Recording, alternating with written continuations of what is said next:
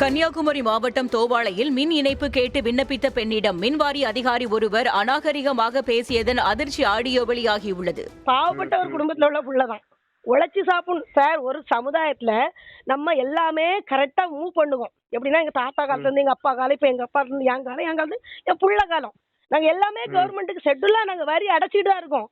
இந்த வக்ஃப் போர்டு பிரச்சனைனால உங்களுக்கும் கொடுக்க முடியல, பிரச்சனை இருக்கனால நீங்க கொஞ்சம் மூவ் பண்றீங்க.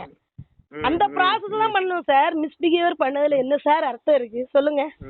ஒரு வார்த்தை நான் தவறா பேசினா உங்க செருப்பை கொண்டு அடிங்க சார். பாவப்பட்ட பிள்ளைன்னு இலக்காரமா நினைக்க கூடாதுல்ல சார். அதிகாரியின் தொந்தரவால் மன உளைச்சலுக்கு ஆளான அப்பன் ஏழ்மை நிலையிலும் உழைத்து சாப்பிடும் தனக்கு இதுபோன்று தொல்லை கொடுப்பதால் அவரது பெயரை எழுதி வைத்துவிட்டு செத்து போய்விடலாம் போல் உள்ளது என உயர் அதிகாரி ஒருவரிடம் மிகுந்த வேதனையுடன் பேசிய ஆடியோவும் வெளியாகியுள்ளது. இது தொடர்பாக கன்னியாகுமரி மாவட்ட ஆட்சியர் மற்றும் மின்வாரிய உயர் அதிகாரிகளிடம் அப்பன் புகார் அளித்துள்ளதாக கூறப்படுகிறது. அண்ணா, நான் ஒரு பல்க்ல வேலை பார்க்கேன்.